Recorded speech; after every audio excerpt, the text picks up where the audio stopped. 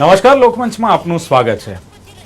કહેવાય છે કે દરેક મનુષ્યને પોતાની જાત પર, પોતાના ધર્મ પર, પોતાની સંસ્કૃતિ પર ગર્વ હોય છે અને દુનિયામાં તમામ લોકો આ ગર્વ કરતા જ હોય છે અને ગુજરાતી તરીકે આપણે પણ ગર્વ હોય કે આપણે પણ ગુજરાતી છીએ.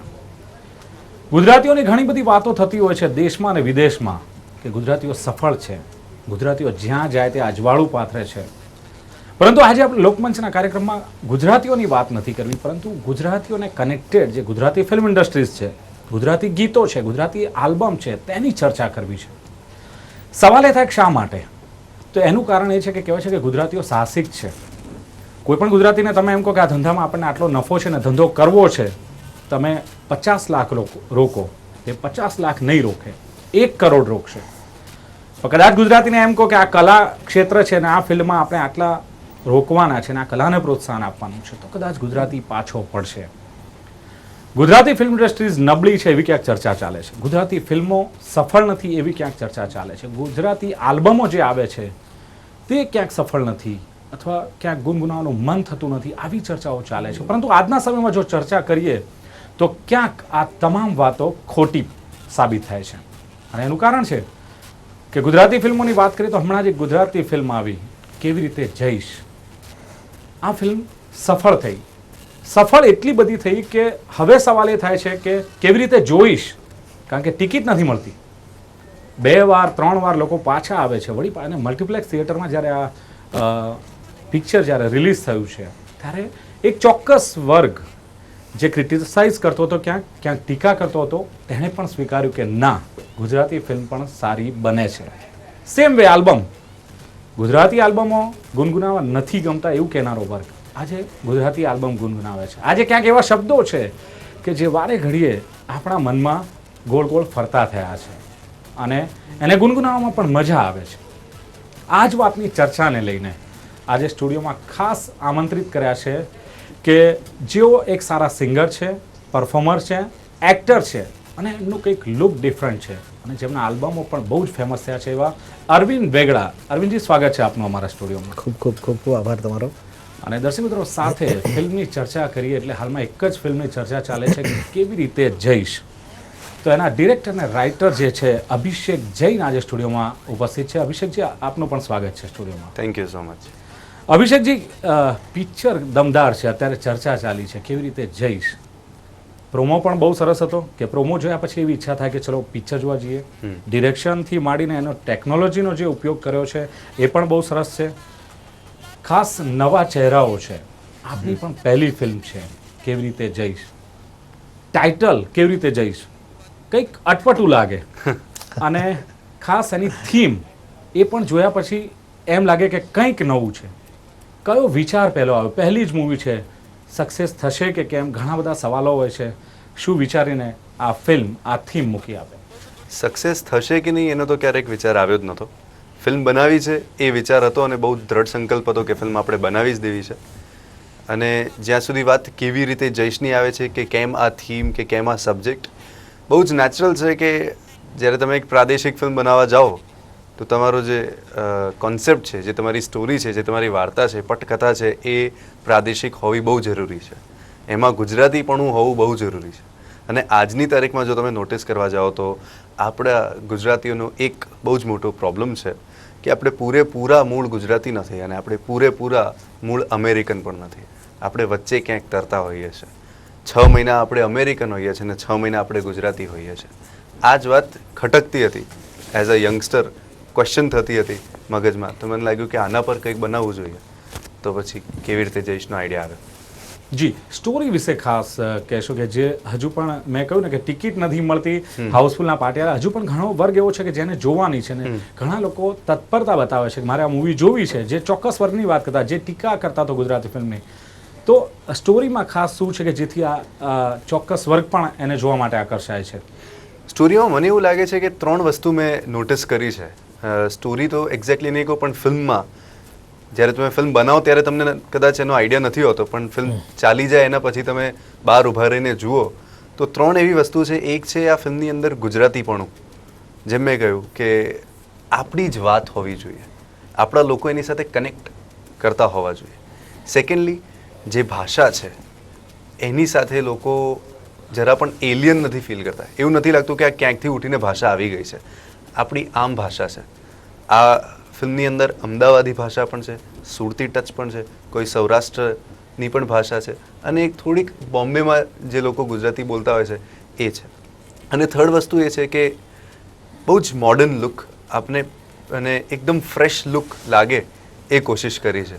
બોલિવૂડની ફિલ્મો જેમ લોકો જોતા હોય છે, તો ક્યાંક ગુજરાતી ફિલ્મ જુએ અને એને મ્યુટ કરી દે તો એમને લાગવું ના જોઈએ કે લોકો ગુજરાતી ફિલ્મ જોઈ રહ્યા છે. એ ફરક, એ અંતર ના દેખાવો જોઈએ. આ ત્રણ આસ્પેક્ટથી મને લાગે છે કે લોકોએ આ ફિલ્મ સ્વીકારી છે. મને લાગે છે કે આ લોકોનું મંતવ્ય પણ આવું જ હશે. આના કારણે જ ફિલ્મ કદાચ ચાલી છે. જી અરવિંદભાઈ, ગુજરાતી ફિલ્મની વાત કરીએ એવી રીતે આલ્બમની વાત કરીએ, ગુજરાતી સોંગની વાત કરીએ તો એક સારા પરફોર્મર 100%. અને એવું કહેવાય છે કે આ આલ્બમો સક્સેસ નથી, આ મેણું પણ આપે ભાગ્યું છે. કારણ કે ભલા મોરીરામાં બહુ જ ફેમસ આલ્બમ આપનું, અને ખૂબ જ એનું ડાયરેક્શન જે જોયું છે એ બહુ જ અલગ છે. ખાસ એવું કહેવાતું હતું કે અત્યાર સુધી જે આલ્બમ આવતો હતો એનું એક લેવલ ક્યાંક નીચું હતું, એનું સ્તર નીચું હતું, અને આપે એક બદલાવ ચોક્કસ લાવ્યો, એક આગવી ઓળખ આપી છે. આપ માનો છો કે અત્યાર સુધી ક્યાંક કશું ખામી હતી આ આલ્બમોમાં? ખામી એટલે અમે જ્યારે આ પ્રોજેક્ટ શરૂ કર્યો હતો, એટલે મેં તમને જેમ પહેલાં કહ્યું હતું કે કોઈ પણ જ્યારે સંગીત પર કોઈ પણ વસ્તુ બનતી હોય તો એ સૌથી પહેલું કાનને ઇફેક્ટ કરે કે તમને કાનને ગમે એવું મ્યુઝિક તો હોવું જ જોઈએ. હવે એક વસ્તુથી જનરલી પૂરું નથી થઈ જતું, કારણ કે જે ઘણા વર્ષોથી જોતા આવ્યા છીએ કે કોઈ પણ મ્યુઝિકનું એક આલ્બમ બને તો એનું વિડીયો શૂટ થતું હોય છે, પણ વિડીયો શૂટ તમને ખાલી કરવા ખાતર કરવામાં આવતું હતું એવું મને ઘણા લોકો કહેતો હતો કે આને ખાલી છાપી મારો, આવું બધું ન થાય, ખાલી સંગીત છે બહુ થઈ ગયું, વેચાશે. વસ્તુ એવી છે કે જ્યારે પહેલું આલ્બમ, પ્રથમ આલ્બમ બનાવતા હતા ત્યારે એવું લાગે કે આપણી પોતાની આઈડેન્ટિટી પણ ઊભી થવી જોઈએ. તો બીજા કરતાં વાય નોટ મી એ રીતનો એક વિચાર મગજમાં હતો. તો એ વસ્તુ એવી હોય છે કે મને શું કરવા લોકો જોઈ રહે, તો એવું કંઈ હોવું જોઈએ કે હું એમને 45 મિનિટ બેસાડવા માંગુ છું, તો એ મને 45 મિનિટ સુધી શું કરવા, કોઈ કહે કે મને આમ એ બેર કરી શકે કે આ માણસ 45 મિનિટ સુધી શું કરશે, તો એની અંદર પછી તમારે થોટ નાખવા પડે કે શું હોવું જોઈએ. તો સૌથી પહેલાં જેમ કહ્યું કે કાનને ગમે એવું મ્યુઝિક હોવું જોઈએ, બધાને એમ લાગે પોતીકું છે, જેમ અભિષેકભાઈએ કહ્યું કે આ મારું છે, એમ કે જે શબ્દો છે એની અંદર ભાઈ ભાઈ, આપણે કાંઈ પણ ડાયરામાં જતા હોઈએ કે આપણને કંઈક બહુ મજા આવતી હોય તો આપણે યાર શું ભાઈ ભાઈ, બરાબર છે. ભલામોરી એ બેઝિકલી એવું છે કે રામા મંડળ અને ભવાઈ આ એનો એક બહુ જ જૂનો કહેવાય 400 વર્ષ જૂનો આ શબ્દ છે, અને એને અને ભવાઈને ઇન્ટિગ્રેટ કરીને બીજી વસ્તુ એવી છે કે આજનો જે યુવાન શું જોવે છે, તો એ લોકો બોલિવૂડ જોવે છે, હોલિવૂડ જોવે છે, તો ટચ એ રીતનો હોવો જોઈએ આપણી ગુજરાતી કોઈ પણ ગીતનો કે ભાષાનો કે એમને એવું લાગે કે ના, આ હું આ જ સ્તરની ક્વોલિટી જોઈ રહ્યો છું, આ જ સ્તરની ટેકનિક્સની સાથે કંઈક સાંભળી રહ્યો છું, તો એને મજા આવવાની છે.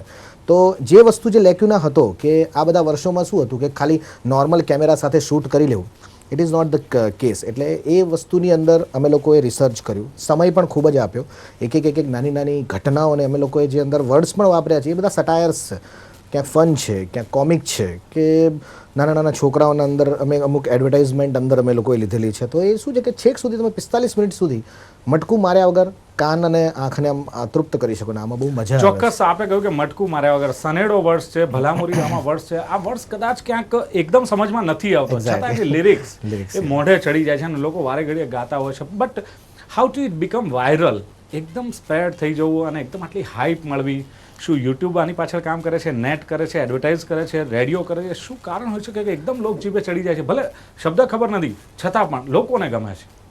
તમારી વાત એકદમ સાચી છે.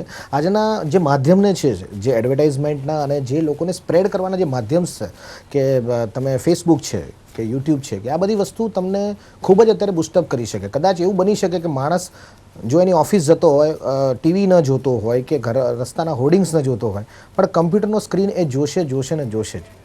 એવું કહેવાય છે કે ફેસબુકની પ્રોફાઇલ એકવાર તો ઓપન કરશે જ, એમ બીજું કાંઈ પણ ન કરે, પણ એટલે કહેવાનો મતલબ શું છે કે ત્યાં પણ તમારી પ્રેઝન્સ હોવી જરૂરી છે. અને જેમ વાયરલ ઇફેક્ટ કીધી એમ વાયરલ ઇફેક્ટ આની શરૂઆત જે થઈ હતી ને એ આપણા દેવસ્થાન અંબાજીથી થઈ હતી, કે અમે લોકો અંબાજીની અંદર આ રીતે બધા બહુ સંઘ જાય છે, 22 લાખ લોકો જતા હતા. એટલે એવું છે કે એ લોકો નવા નવા પ્રકારના મ્યુઝિકને બધું સાંભળતું હોય છે, અને એની અંદર આમ કહી શકાય chain reaction kind of thing, કે લોકોને બીજું કંઈ કામ નથી હોતું ચાલવા સિવાય, માતાજીનું નામ લેવા સિવાય. તો એ અમે લોકોએ માધ્યમને હતું, પણ ત્યાંથી અમને લોકોને જે બુસ્ટઅપ મળ્યું કે ત્યાંથી આખા દુનિયાથી માણસો આવે છે, ગુજરાતના, ગુજરાત, નોર્થ ગુજરાત એટલે ઉત્તર ગુજરાત, તમારું સાઉથ ગુજરાત, સૌરાષ્ટ્ર, બધા જ વ્યક્તિઓ આવતા હોય છે. તો ત્યાંથી એ એક અમને રીચ મળી ગઈ હતી કે અલગ અલગ જગ્યાએ અમે લોકોની એક જ જગ્યાએથી અમે અલગ અલગ રીચ પકડી લીધેલી. તો એ અને બીજું કેચી ટ્યુન, મેં તમને જેમ કીધું કે બહુ ટ્યુન છે, ભલા મોરી રામા ભાઈ ભાઈ, શબ્દો એકદમ એવા છે ને કે કોઈ પણ માણસને બહુ લાંબા આમ રાગ કે એવું બધું ગાવાની જરૂર ન જી, બહુ પડે. અઘરું પડે એવું નથી. હા, બહુ સામાન્ય માણસ, ઇવન નાના છોકરા જે બોલી નથી શકતા, મારો દીકરો આજે કહી શકાય, એ ભાઈ ભાઈ શબ્દ બોલી શકે છે. જી, અભિષેકભાઈ, આપણે કોન્ફિડન્ટની વાત કરી કે કોન્ફિડન્ટનો તો સવાલ જ નથી, કોન્ફિડન્ટ હતો જ આપનામાં. આવનારા સમયમાં આપે આ એક અલગ થીમ લીધી, પરંતુ આવનારા સમયમાં જે આપે કહ્યું કે ગુજરાતી પણ લાગવું જોઈએ, તો ગુજરાતીમાં તો પાળિયા આવે, પાઘડી આવે, ચણિયાચોળી આવે, ઘાઘરા આવે, તો આવનારા સમયમાં આ જ બધી વસ્તુઓને, ધોતી, ફાળિયા, આ બધી વસ્તુઓને લઈને, આ સંસ્કૃતિને લઈને કોઈ ફિલ્મ બનાવવાની ઈચ્છા ખરી? તમે જેમ કહો છો કે ધોતિયું આવે, કેડિયું આવે, ઘાઘરા આવે, ચોલી આવે, લાસ્ટ હું તમને આ સવાલ પૂછીશ કે લાસ્ટ તમે ક્યાં આ બધી વસ્તુ જોઈ હતી અમદાવાદમાં રહીને? જી, બહુ જ મને લાગે છે કે હાર્ડલી આપણે નવરાત્રિના ટાઈમે આ બધું જોતા હોઈએ છીએ. તો જ્યારે આપણા રોજિંદગી જિંદગીમાં આવું નથી પ્રેઝન્ટ, તો જરૂરી નથી કે આપણી ફિલ્મમાં પણ આવું હોય જ. અને જે પ્રકારની ઓડિયન્સને અમે આ ફિલ્મ સાથે ટાર્ગેટ કરી છે કે પછી અમારું જે ટાર્ગેટ ઓડિયન્સ છે એ મને નથી લાગતું કે they are also attuned with such authentic elements of our culture છે. કલ્ચર જ્યાં આપણે અત્યારે જીવીએ છીએ એ પણ કલ્ચર છે. તો કલ્ચર જીવ્યો છું, મને આ કલ્ચર ખબર છે, હું આ કલ્ચર સાથે રિલેટ કરું છું, મારા બધા મિત્રો આ કલ્ચરના છે, તો કદાચ હું આ જ કલ્ચરની ફિલ્મ બનાવી શકું છું. તો અમારી આવનારી ફિલ્મો પણ બહુ જ ગુજરાતી હશે, કલ્ચરલી પણ એ એટલી જ સજ્જ હશે એવા અમારા પ્રયત્નો હશે. પણ એનો મતલબ એ નથી કે એની અંદર ઘાઘરા, કેડિયું, ચોલી, ડુંગર એ આવે જ આવે. પણ આપણે સંસ્કૃતિને લઈને કોઈ ફિલ્મનો આધાર બનાવો, માઇથોલોજીકલ કદાચ આપ ફિલ્મ બનાવો છો, તો એમાં આ બધું કલ્ચર આવશે જ. ચોક્કસ એને આવશે, तो પણ આપણે સ્વીકારવું ચોક્કસ પડશે આવશે. ને. એક પીરિયડ ફિલ્મ છે અને એ પીરિયડ ફિલ્મના સેટઅપમાં તમે આજની તારીખમાં જોધા અકબર બનાવવા જાઓ તો તમારે you can not ask Akbar to wear jeans. Yes. તમારે અકબરને એની શેરવાની પહેરાવી જ પડે. બટ એનું મતલબ એ નથી કે માઇથોલોજીકલ સેટઅપને હું સ્યુડો માઇથોલોજીકલ બનાવી દઉં. મારે કહેવાનો મતલબ એ છે કે એ સ્યુડો બનાવી દે છે. શ્રદ્ધાથી અંધશ્રદ્ધા બાજુ લઈ જતા એમને વધારે વાર નથી લાગતી. એ અમે લોકો ક્યારેય નહીં કરીએ. અભિષેકભાઈ, ગુજરાતી ફિલ્મો અને નાટકોની વાત કરીએ તો નાટકમાં પણ એક સ્ટાન્ડર્ડ થીમ હોય છે, કાસ્ટિંગ હોય છે, લોકેશન મતલબ સ્ટેજનું જે હોય છે પ્રોપર હોય છે. ગુજરાતી ફિલ્મોમાં હજુ આ બધું વસ્તુ જોવા મળતી નથી. જેટલા લોકો નાટક જોવા માટે જાય છે થિયેટર સુધી, એ લોકો હજુ ગુજરાતી મૂવી જોવા માટે, ફિલ્મ જોવા માટે જતા નથી. આની પાછળનું રીઝન કયું?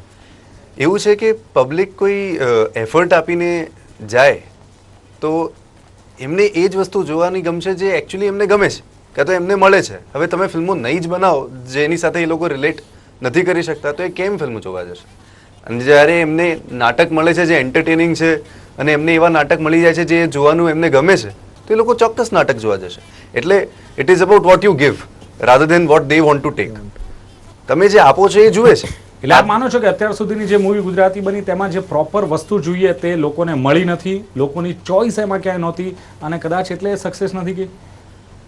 એવું ના કહેવાય એક્ઝેક્ટલી, કારણ કે ઘણા લોકો એવા છે જે આજે પણ એ પ્રકારની ફિલ્મો જોવે છે જે પ્રકારની તમે વાત કરી રહ્યા છો.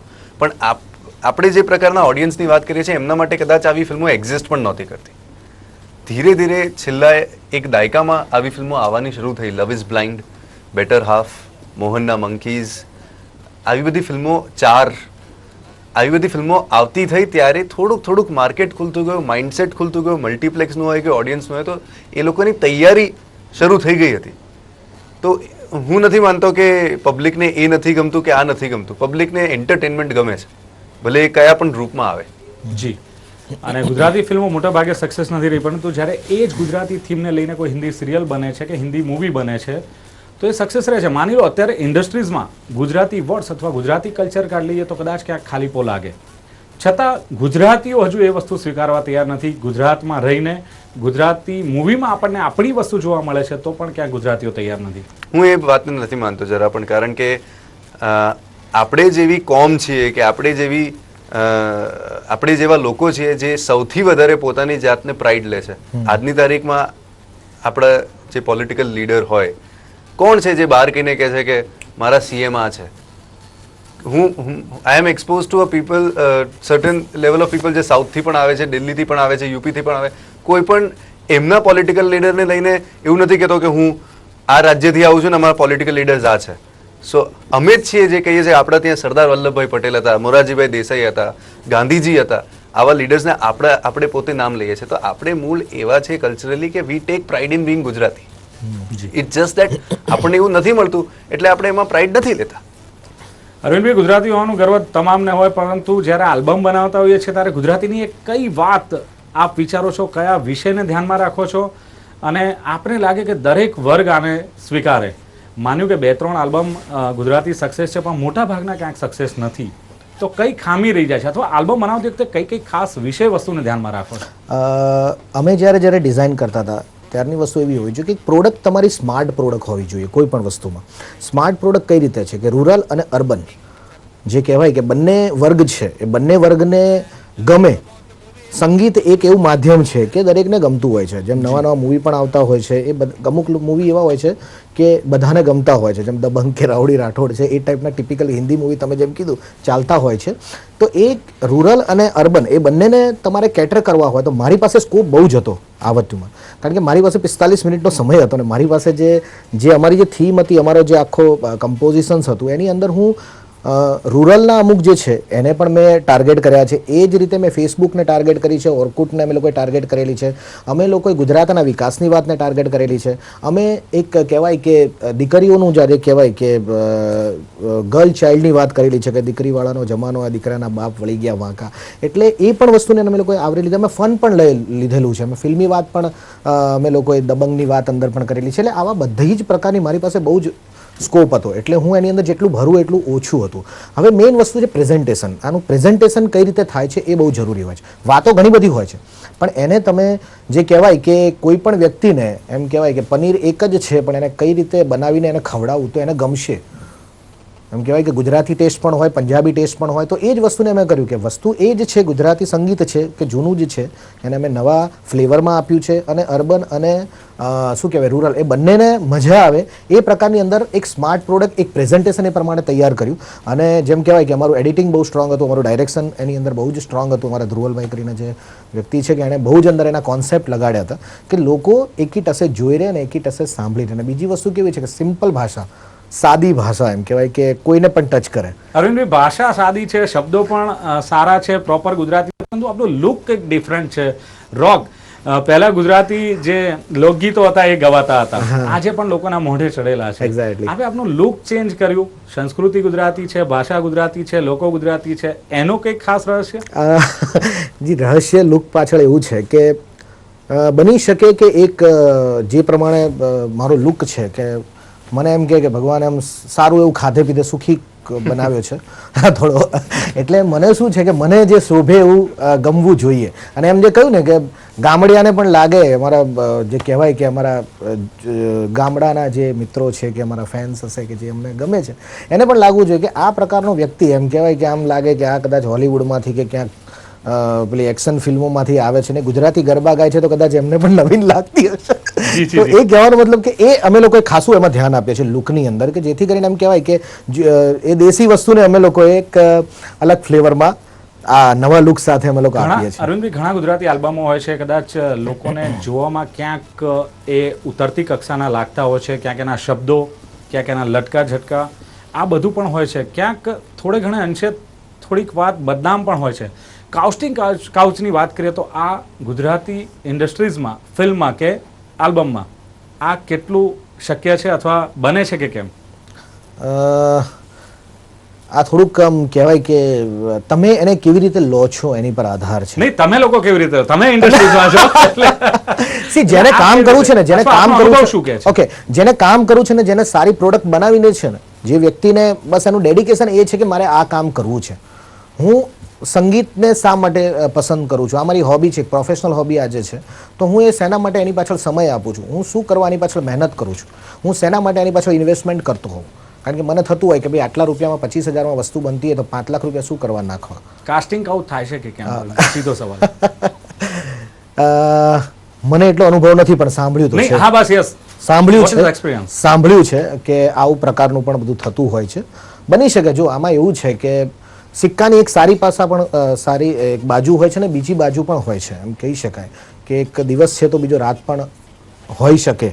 અને જે પ્રમાણે એમ કહેવાય છે કે કંઈ પણ એમ કહેવાય ને કે ધુમાડો દેખાય છે તો આગ ક્યાંક લાગી હશે. ચોક્કસ અભિષેકભાઈ, ધુમાડો દેખાય છે તો ક્યાંક આગ ચોક્કસ હશે. તો આપનું શું માનવું છે કાસ્ટિંગ કાઉચ ગુજરાતી ઇન્ડસ્ટ્રીઝમાં આપ શું કહેશો? એટલે મેં તો ફેસ કરી નથી અને મેં ક્યારેક સાંભળ્યું પણ નથી આના વિશે, પણ જનરલી મારું એવું માનવું છે કે આપણા પૂર્વજોમાં ઋષિ મુનિઓ સાધના કરવા બેસતા હતા ને, તો જે કલાકારો હોય છે, જે કલાકાર વ્યક્તિ છે, એ સાધનામાં હોય, પછી આગળ પાછળ અપ્સરાઓ તો આવે, તમને થોડુંક ડિસ્ટર્બ અને ડિસ્ટ્રેક્ટ પણ કરવાની કોશિશ કરે, but then it is up to you કે તમારે સાધનામાં વધારે ધ્યાન આપવાની છે કે પછી આજુબાજુ જે ઊભી સાધના અને ભાવનાઓ છે એમના વધારે ધ્યાન આપવાનું છે. એટલે જ્યારે કામ કરવું છે ને એને કામ વ્યક્તિનું કરવું છે. બસ અર્જુન જેવી વાત છે, બહુ ક્લિયર કરવા. સફળતા માટે બીજો કોઈ પર્યાય છે જ નહીં. તમને માછલીની આંખ દેખાવી જોઈએ તો એ કહેવાય કે દેખાવી જ જોઈએ, બસ. પછી તમે આજુબાજુ પછી જુઓ તો છોકરીની પછી આંખ તમે ના જોઈ શકો. Correct વાત છે.